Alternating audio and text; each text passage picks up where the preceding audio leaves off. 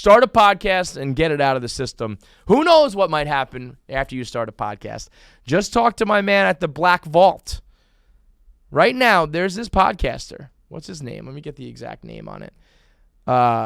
There's a podcaster who is responsible for this Black Vault, which is all of the CIA's UFO documents have been released all because of this podcaster. His name is John Greenwald Jr.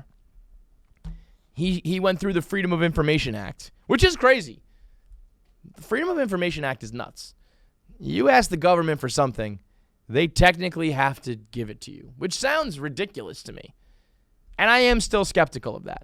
So what this guy John Greenwald did, he's a podcaster who's into aliens, and he just requested like every file the CIA has. And technically, under the Freedom of Information Act, the government's like, they're like compelled to do it, which feels almost like, I don't know, it's like following the rules of a jinx or following the rules of like a silly bet or something like that, you know? It's like, you have to do it. It's like, yeah, damn it, you're right.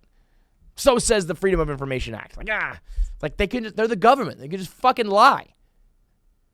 They can just be like, no, that's all we have. And you would just be like, well, okay. How do you know? How do you know? Which is why I'm skeptical that they actually gave away all the files. There's no way that we can tell that for sure. But right now the government claims that this fucking podcaster, this regular Joe Schmo, John Greenwald Jr., has all of the documents the CIA has ever had, all of the information that has ever existed from the American government regarding UFOs, or as they call it, UAP, unidentified aerial phenomenon. This guy's got it. So he started this website, the Black Vault, which is the biggest piece of shit website I've ever seen in my life. I mean, it is basura. It's complete garbage. It looks like, back when everyone had MySpace and they all learned like basic HTML coding. That's what this website looks like.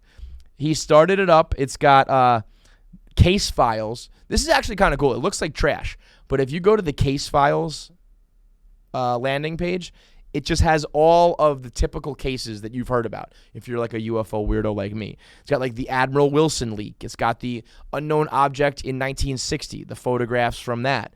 It's got all of the videos from the debrief back in December. It's got the unknown triangular object from Apollo 9. So like all of these things, it's got the how do you say that? Oumuamua, the one, the long piece of shit. The long cigar-like turd that we found. Let's talk about that for a second. Do you guys know that one? It's like the Oumuamua. It's a Hawaiian word. I'm gonna say Oumuamua from now on. Diamalilelo. Last year we saw that. It was this long. It looked like a cigar floating through space, and they were like, that's just like a piece of debris. And everyone just kind of went with it.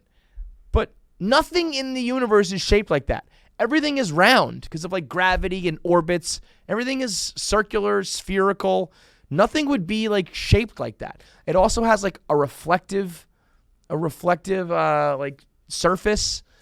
And just recently they did like a study on it, and people are thinking that it was actually an extraterrestrial sail.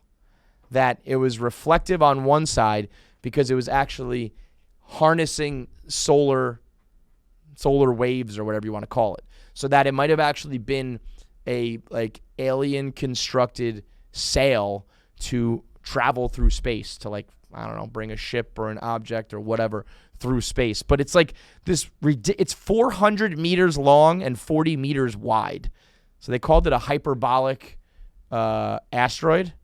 But it's like, no, this is like the most unnatural shape and size and material, and it's just floating through space. Like, no, dude, this is like something fishy. And so if you go to the Black Vault, it has all of like the astronomers talking about it and all of like the real deal. So you can go to this website. I mean, it's pretty fucking cool. You can click on all of these individual cases, or you can just click on the Declassified Documents link, which has 2,200,495 pages of online material. Because originally, and that's a shit ton to sift through, originally, do you know what the motherfucking government did to him? They gave it to him on a CD-ROM. Like, here you go. Here's all the information. But it's on a compact disc. Good luck accessing that. I mean, your regular fucking Apple computer doesn't even have a CD-ROM anymore. You got to go bust out the computer that guy with the Bitcoins lost in the landfill back in 2013 before you can even use a CD-ROM again. So the Freedom of Information Act, they gave it to him, but they made it as hard as like humanly possible, which that kind of makes sense that the government's like, here you go. You're just going to have to jump through every single hoop. And hats off to John Greenwald Jr. because if I was like all about this and I was like, give me the documents, and they did so, and then they just gave it to me on a CD, and be like, well, there goes that idea. I'm not going to fucking go find a CD-ROM drive, a disk drive, and put it in there and, like, sift through that. What do you want me to get back on Windows? You're going to fire up America Online? Talk about it in the chat room? No. So the government was being a real son of a bitch about it. But this guy, Johnny Greenwald, had the stick-to-itiveness to go through it, and he's put it all out there. All right, thanks for watching. Make sure that you click that subscribe button, hit the bell icon, and leave a comment below. I'll chop it up with you in the comment section. Let me know what you thought about today's episode as well as what you want to hear in the future.